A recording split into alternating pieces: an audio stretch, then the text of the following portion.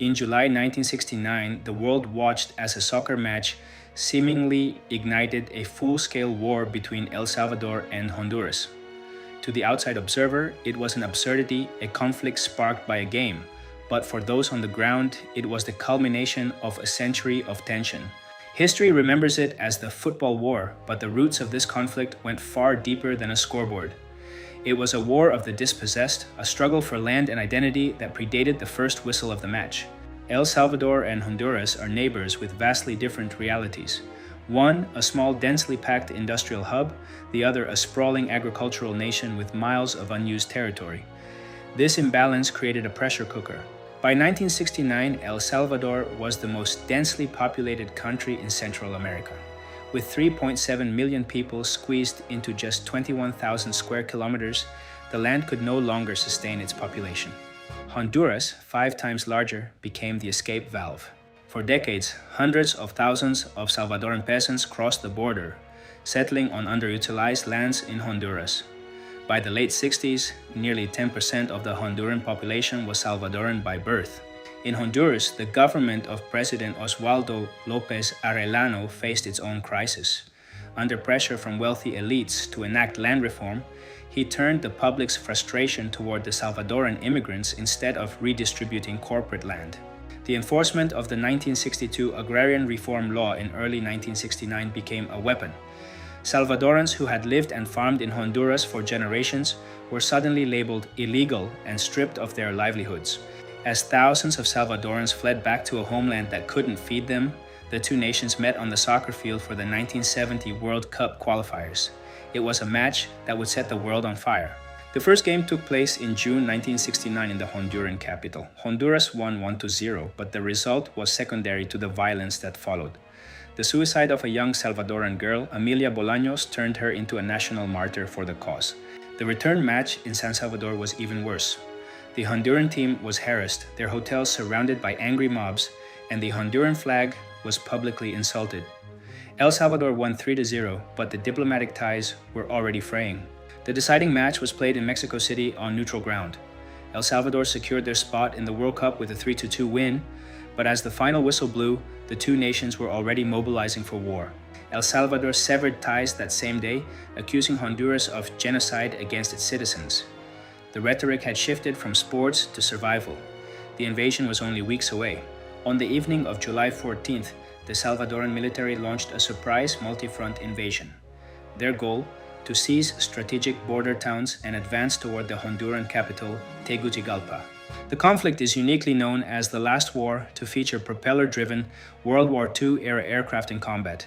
Salvadoran P-51 Mustangs and Honduran F-4U Corsairs squared off in the skies of Central America. Lacking dedicated bombers, El Salvador converted civilian transport planes, using them to drop improvised explosives on Honduran airfields. It was a desperate and primitive form of aerial warfare. Despite the surprise, the Honduran Air Force was better prepared.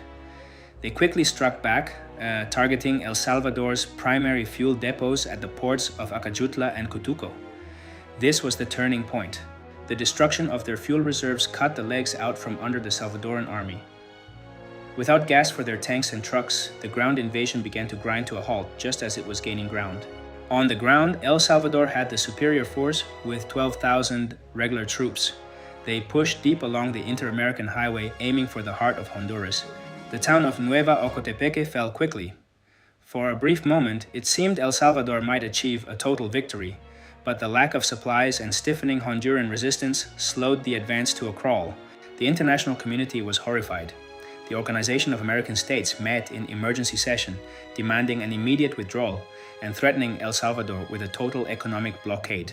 Facing total isolation, El Salvador agreed to a ceasefire on July 18th. Exactly 100 hours after the first shots were fired, the war was technically over, but the damage was done. The statistics of the war were tragic. Estimates vary, but between 2,000 and 6,000 people, mostly civilians, were killed in the brief but brutal fighting. The real tragedy was the displacement. Nearly 300,000 Salvadorans were forced to flee Honduras, carrying whatever they could on their backs as they crossed back into an overpopulated homeland. El Salvador was not prepared for this influx. The returnees, labeled the dispossessed, found no jobs, no land, and no hope. They became a generation marked by the war their own government had started. Economically, the war was a suicide pact. The Central American Common Market, which had promised prosperity for the region, was effectively killed. Trade between the two nations would not resume for over a decade. In El Salvador, the social tension caused by the refugees became a recruitment ground for guerrilla movements. The 100 Hours War is now seen by historians as a direct precursor to the brutal Salvadoran Civil War that began a decade later. The border itself remained a point of contention. For decades, both sides argued over small pockets of land known as bolsones. The ghost of 1969 continued to haunt the boundary lines. It took 11 years for a formal peace treaty to be signed in Lima, Peru. While it ended the state of war, it would take another decade to resolve the actual land claims. In 1992, the International Court of Justice finally awarded the majority of the disputed territory to Honduras. A definitive line was drawn, closing a chapter that had cost so many lives. Today, the name Emilia Bolaños and the thousands of unnamed victims remind us of the danger of manipulating national pride to mask social failure.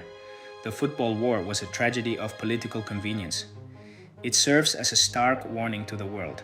When structural inequality is ignored, the smallest spark can ignite a fire that burns for generations. The 100 Hours War was never about a game, it was about people. Thank you for joining us for this deep dive into one of history's most misunderstood conflicts. I'm History Insight, and we'll see you in the next breakdown of the events that shaped our world.